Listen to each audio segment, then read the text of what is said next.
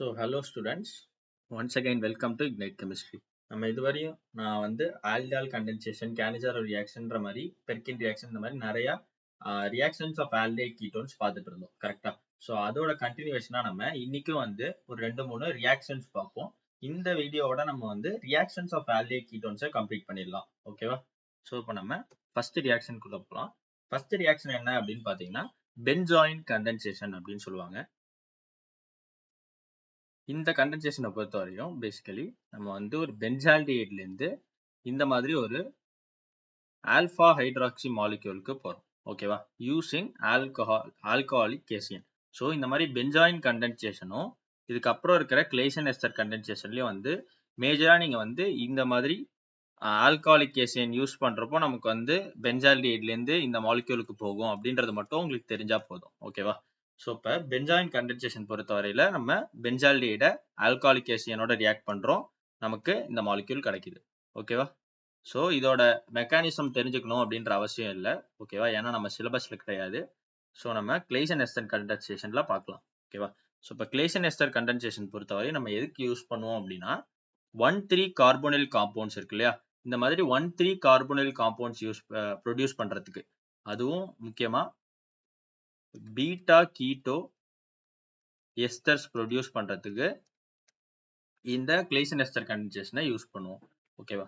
அதோட மெக்கானிசம் என்ன அப்படின்னு பாத்தீங்கன்னா ஃபர்ஸ்ட் ஒரு எஸ்டர் இருக்கு, அந்த எஸ்டரை வந்து ETO மைனஸ் அப்படின்னு ஒரு பேஸ் வச்சு நம்ம என்ன பண்றோம் அப்படின்னா ரியாக்ட் பண்றோம். ஸோ இப்போ ஒரு பேஸ் வந்து இதோட ரியாக்ட் பண்றப்ப என்ன ஆகும் அப்படின்னா இது போயிட்டு இந்த ஹைட்ரஜனை பிக் பண்ணும். கரெக்டா? நம்ம ஆல்டான் கண்டென்சேஷன்லேயே பார்த்துருந்தோம் இந்த ஹைட்ரஜன் வந்து ரொம்ப அசிடிக்.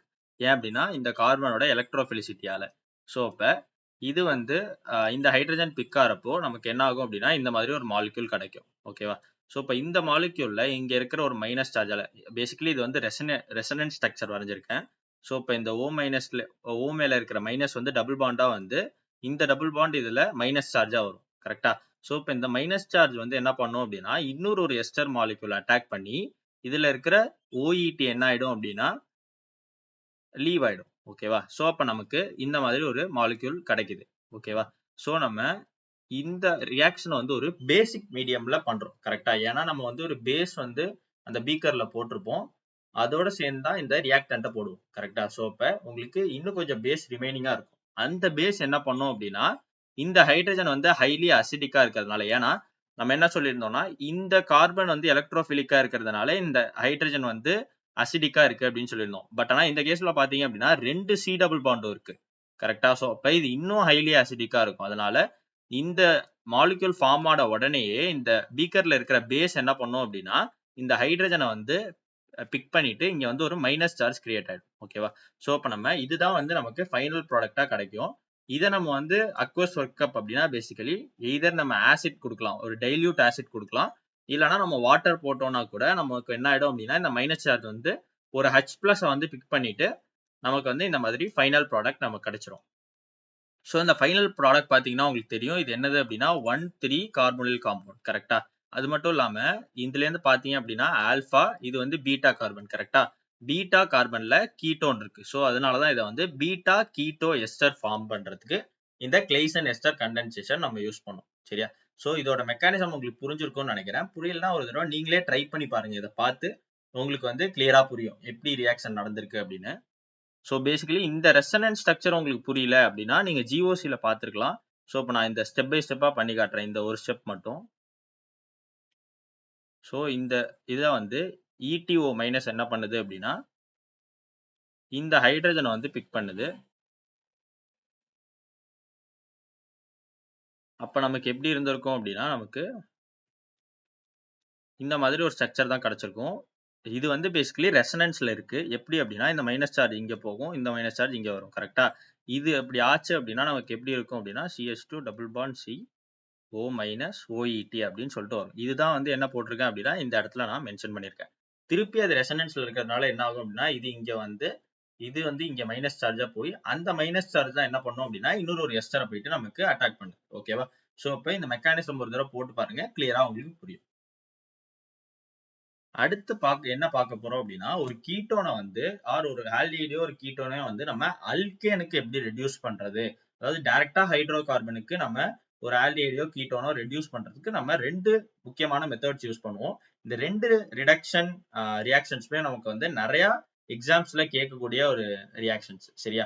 ஃபர்ஸ்ட் ஒன் என்ன அப்படின்னா கிளமென்சன் ரிடக்ஷன் அப்படின்னு சொல்லுவோம். இதுக்கு அடுத்தது நம்ம வந்து உல்ஃப்-கிருஷ்ணர் ரிடக்ஷன் அப்படின்னு சொல்லிட்டு இன்னொரு ரிடக்ஷனும் பார்க்கலாம். சரியா? ஃபர்ஸ்ட் ஒன் என்ன அப்படின்னா நம்ம கிளமென்சன் ரிடக்ஷன் பார்க்க போறோம். இதுல நம்ம என்ன ரியேஜென்ட் யூஸ் பண்றோம் அப்படின்னா zinc, mercury and HCl use பண்றோம். ஓகேவா? இது வந்து பேசிக்கலி ஒரு ஆசிடிக் மீடியம்ல நடக்குது. ஏன் அப்படின்னா HCl இருக்கிறதுனால இது வந்து ஒரு அசிடிக் மீடியமா இருக்கும்.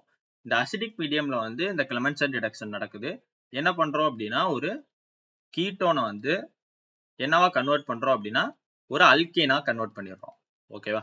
இதுதான் பேசிக்கலி இந்த ரியாக்ஷன்ல நடக்கும். இந்த ரியாக்ஷனோட பை ப்ராடக்டா நமக்கு என்ன கிடைக்கும் அப்படின்னா வாட்டர் கிடைக்கும். சரியா? வாட்டர் வந்து மீடியம்ல ப்ரொடியூஸ் ஆகும். இதே மாதிரி உல்ஃப்-கிருஷ்ணர் ரிடக்ஷனும் வந்து என்ன பண்ணும் அப்படின்னா ஒரு கீட்டோனை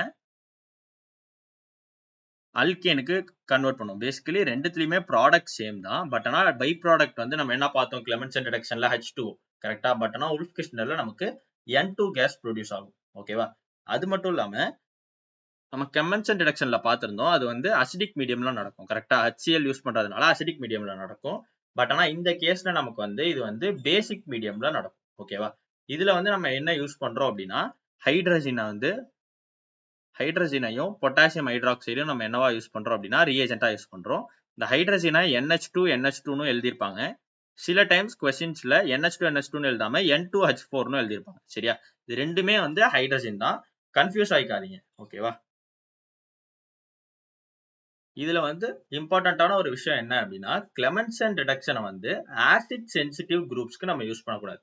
அதாவது சில குரூப்ஸ் எப்படி இருக்கும் அப்படின்னா ஆசிட் சென்சிட்டிவா இருக்கும். ஒருவேளை நீங்க அந்த குரூப்ல வந்து ஆசிடிக் என்விரான்மெண்ட்ல எடுத்துட்டு வந்தீங்க அப்படின்னா நமக்கு தேவையான ரியாக்ஷன் என்னது ஆல்டிஹைடை வந்து ஆர் கீட்டோனை வந்து அல்கேனுக்கு மாத்தணும். கரெக்டா?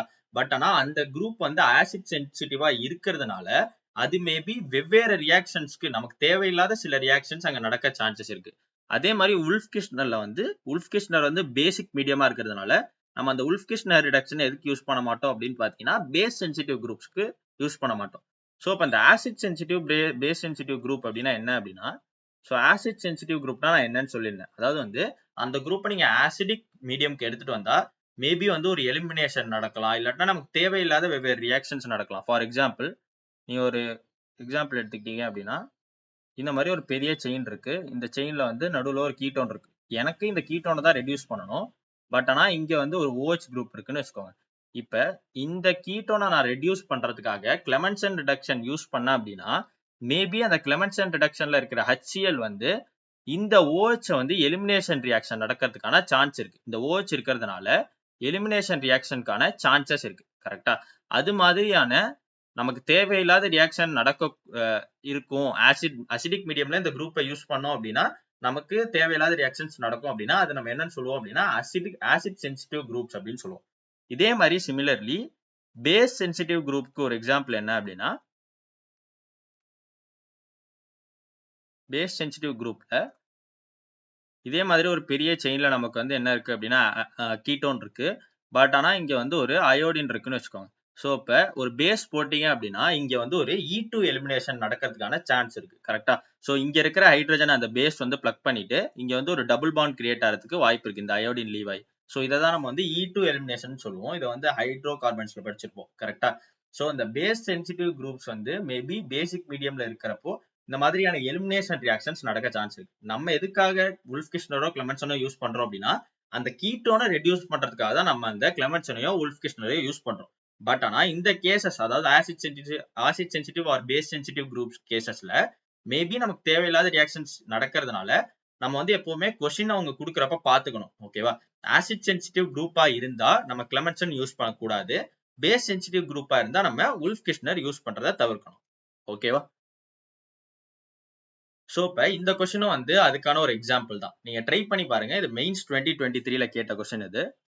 என்ன கேட்டிருக்காங்க அப்படின்னா இந்த மாலிக்யூலை வந்து ஈஸியா வந்து நம்ம இப்படி டைரக்டா அதாவது இந்த கீட்டோனை வந்து ஒரு அல்கேனுக்கு கிளமென்சன் ரிடக்ஷன் யூஸ் பண்ணி நம்மளால ரெடியூஸ் பண்ண முடியும் அப்படின்னு சொல்லியிருக்காங்க. இதுதான் வந்து அசர்ஷன். ரீசன் வந்து ஜிங்க் HCl அதாவது வந்து கிளமென்சன் ரிடக்ஷன்ல யூஸ் பண்ற ரியேஜென்ட் வந்து கார்போனைல் குரூப் வந்து டைரக்டா அல்கேன் குரூப்புக்கு கன்வெர்ட் பண்ணிடும். இதுதான் வந்து ரீசன் சொல்லியிருக்காங்க. ஸோ இப்ப அசர்ஷன் பாத்தீங்க அப்படின்னா நான் இப்ப ஜஸ்ட் சொல்லியிருந்தேன் ஆசிட் சென்சிட்டிவ் குரூப் கரெக்டா. இதுல வந்து ஒரு OH இருக்கிறதுனால இது வந்து என்னது அப்படின்னா ஆசிட் சென்சிட்டிவ் குரூப். நீங்க HCl போடுறப்போ இது வந்து இந்த இதோட ரியாக்ட் பண்ணாம அந்த H+ போயிட்டு இந்த OH புரோட்டனேட் பண்ணி இது எலிமினேட் ஆகிறதுக்கான சான்சஸ் இருக்கு கரெக்டா. ஸோ இப்ப இது வந்து இதுவா இந்த மாதிரி ஒரு அல்கேனா வந்து நமக்கு ஹைட்ரோ கார்பனா வந்து நமக்கு கன்வெர்ட் ஆகிறதுக்கான சான்சஸ் கம்மி. எப்ப நம்ம கிளெமென்சன் டிடெக்ஷன் யூஸ் பண்றப்போ. ஏன் அப்படின்னா இது வந்து ஒரு ஆசிட் சென்சிட்டிவ் குரூப். ஸோ அதனால நம்ம வந்து என்ன சொல்லலாம் அப்படின்னா இதுல அசர்ஷன் ராங் கரெக்டா. அதே மாதிரி ரீசன் படிச்சீங்க அப்படின்னா zinc HgHcl is use to reduce carbonyl group to CH2 group கரெக்டா. இந்த ரீசன் கரெக்ட். ஸோ இப்போ ஆன்சர் என்ன அப்படின்னா அசர்ஷன் தப்பு ஆனா ரீசன் கரெக்ட். இதுதான் வந்து இதோட ஆன்சர். ஓகேவா. இன்னொரு கொஸ்டின் பாருலாம். இந்த கொஸ்டின்ல நமக்கு என்ன கொடுத்துருக்காங்க அப்படின்னா மெயின்ஸ் 2024ல வந்த கொஸ்டின். இதுல ABC இது மூணும் வந்து என்னென்ன அப்படின்றத நம்ம கண்டுபிடிக்கணும். ஓகேவா. ஸோ இப்போ நம்ம ஏ என்ன அப்படின்றத கண்டுபிடிக்க ட்ரை பண்ணலாம். இதுல என்ன இருக்கு அப்படின்னா ஒரு எஸ்டர் இருக்கு, இங்க வந்து ஒரு ஆல்டிஹைட் இருக்கு, இங்க வந்து ஒரு ஆல்கஹால் இருக்கு. இதுல என்னவா கன்வெர்ட் பண்ணிருக்காங்கன்னு பாத்தீங்கன்னா இங்கேயும் ஆல்டிஹைட் சேமா இருக்கு, ஆல்கஹால் சேமா இருக்கு கரெக்டா. பட் ஆனா அந்த எஸ்டர் மட்டும் என்னவா கன்வெர்ட் ஆயிருக்கு அப்படின்னா ஒரு ஆல்டிஹைடா கன்வெர்ட் ஆயிருக்கு. ஸோ நம்ம இப்போ வந்து ஒரு எஸ்டரை என்ன ரியேஜென்ட் யூஸ் பண்ணா நமக்கு வந்து ஒரு ஆல்டிஹைடா கன்வெர்ட் ஆகுது அப்படின்றத நம்ம செக் பண்ணணும் கரெக்டா. ஸோ இப்போ நமக்கு தெரிஞ்ச ஒரு சிம்பிளான ரியேஜென்ட் என்ன அப்படின்னு பாத்தீங்கன்னா டைபாலஜ் கரெக்டா. நான் வந்து முன்னாடியே ரியாக்ஷன்ஸ் சொல்லியிருந்தேன். இதெல்லாம் ப்ரீவியஸ் வீடியோஸ் பார்க்காதவங்க அதை பாருங்க, உங்களுக்கு புரியும். டைபாலஜ் அப்படின்ற ரியேஜென்ட் நம்ம யூஸ் பண்ணோம் அப்படின்னா நம்மளால இந்த மாதிரி எஸ்டர்ஸை மட்டும் ஆல்டிஹைட்ஸா கன்வெர்ட் பண்ண முடியும். இன்னொரு விஷயம் டைபாலஜ் என்ன பண்ணும், நைட்ரைல்ஸை ஆல்டிஹைட்ஸா கன்வெர்ட் பண்ணும். ஸோ இப்போ டைபாலஜ் வந்து ரெண்டு விஷயத்துக்கு யூஸ் பண்ணுவோம். எஸ்டர்ஸை ஆல்டிஹைட்ஸ் கன்வெர்ட் பண்ணலாம், நைட்ரைல்ஸை ஆல்டிஹைட்ஸ் கன்வெர்ட் பண்ணலாம். ஓகேவா. ஸோ அடுத்த கேஸ் நம்ம என்ன பார்க்க போறோம் அப்படின்னா இந்த பி என்னன்னு பார்க்க போறோம். ஸோ இப்போ இதுக்கும் என்ன டிஃபரன்ஸ் அப்படின்னு பார்த்தீங்கன்னா ஆல்கஹால் சேமா தான் இருக்கு, ரிங்லாமும் சேமா தான் இருக்கு. பட் ஆனால் இந்த CHO போயிடுச்சு, இந்த CHO அப்படியே இருக்கு. ஒரு 5 மெம்பர் ரிங் ஃபார்ம் ஆயிருக்கு கரெக்டா. இதை நல்லா பார்த்தீங்க அப்படின்னா ஒரு விஷயம் நோட் பண்ணலாம். இது வந்து alpha beta unsaturated carbonyl compound கரெக்டா. ரெண்டு ஆல்டிஹைடுக்கு நடுவுல ஆல்டால் கண்டென்சேஷன் நடந்திருக்கு, இன்ட்ராமாலிகுலர் ஆல்டால் நடந்திருக்கு கரெக்டா. நடந்தாதான் இந்த மாதிரி நமக்கு ஒரு alpha beta unsaturated carbonyl compound form ஆகும். ஸோ அப்போ இதோட ரியேஜென்ட் என்ன அப்படின்னா டைல்யூட் NaOH போடலாம் கரெக்டா. டைல்யூட் NaOH போட்டாலும் சரி, NaOH போட்டாலும் சரி, அது வந்து நம்ம அங்க என்ன ஆப்ஷன்ஸ் கொடுத்துருக்காங்கன்றதை வச்சு நம்ம முடிவு பண்ணிக்கலாம். ஓகேவா. ஸோ சி என்னது அப்படின்னு பார்க்கலாம். சி பொறுத்தவரை என்ன நடந்திருக்கு அப்படின்னா CHO வந்து அல்கேனா இருக்கு கரெக்டா. ஸோ அப்போ இந்த CHO வந்து என்ன இருக்கு அப்படின்னா CH3 மாறி இருக்கு. அதே மாதிரி இந்த OH வந்து ரிமூவ் ஆயிருக்கு கரெக்டா. OH வந்து எலிமினேட் ஆயிருக்கு. ஸோ அப்ப நம்ம எந்த ரியேஜென்ட் யூஸ் பண்ணா நம்மளோட ஆல்டிஹைட் வந்து அல்கேனா கன்வெர்ட் ஆகும், OH வந்து எலிமினேட் ஆகும். ஸோ அப்பனா இங்க அந்த ஆசிட் சென்சிட்டிவ் குரூப்பை எலிமினேட் பண்ணணும், பிளஸ் நமக்கு வந்து ரெடியூஸ் பண்ணணும் ஆல்டிஹைட. ஸோ அப்ப நம்ம இதுக்கு முன்னாடி பார்த்தப்ப நம்ம இதுக்கு முதல் கொஸ்டின்ல பார்த்திருந்தோம் ஜிங்க் HgHcl, அதாவது வந்து கிளெமென்சன் டிடெக்ஷன் பண்றப்போ நமக்கு என்ன நடந்தது அப்படின்னு பாத்தீங்கன்னா இந்த மாதிரி OH வந்து எலிமினேட் ஆச்சு, பிளஸ் நமக்கு என்ன நடந்தது அப்படின்னா ஆல்டிஹைட் வந்து ஆல்கேனுக்கு கன்வெர்ட் ஆச்சு. ஸோ அப்ப இதுக்கான ஆன்சர் வந்து சி என்ன அப்படின்னா கிளெமென்சன் டிடெக்ஷன் தான் இதோட ஆன்சர். ஓகேவா. ஸோ இந்த மாதிரியான கொஸ்டின்ஸ் வந்து உங்களுக்கு போடுறதுக்கு ஈஸியா இருக்கும். ஒன்ஸ் என் கூட சேர்ந்து போடுறப்போ உங்களுக்கு மேபி ஈஸியா இருக்கலாம். பட் ஆனா அங்க எக்ஸாம்ல ட்ரை பண்றப்போ நீங்க வந்து இதை இன்ட்ராமாலிகுலர் ஆல்டால் அப்படின்னு கண்டுபிடிக்கிறது கொஞ்சம் கஷ்டமா இருக்கும் சரியா. ஸோ அதுக்கு நீங்க எவ்வளோக்கு எவ்வளோ கொஸ்டின்ஸ் ப்ராக்டிஸ் பண்றீங்களோ அவ்வளோக்கு அவ்வளோ இதெல்லாம் வந்து உங்களுக்கு ஃபிங்கர் டிப்ஸ்ல வரும். ஓகேவா. ஸோ இப்போ இதோட வந்து இந்த வீடியோ கம்ப்ளீட் பண்றோம். அடுத்த வீடியோல இருந்து நம்ம வந்து என்ன பார்க்கலாம் அப்படின்னா test for aldehydes and ketones பார்க்கலாம் சரியா. அதாவது வந்து கார்பனில் காம்பவுண்ட்ஸை எப்படி நம்ம கிளாசிஃபை பண்றது, எப்படி நம்ம வந்து பீக்கர்ல நமக்கு ஏதோ ஒன்று கொடுத்தாங்க அப்படின்னா அது என்ன பீக்கர்ல கொடுத்துருக்காங்க அப்படின்னு எப்படி கண்டுபிடிக்கிறது அப்படின்றதெல்லாம் பத்தி நம்ம அடுத்த வீடியோஸ்ல பார்க்கலாம். ஓகே.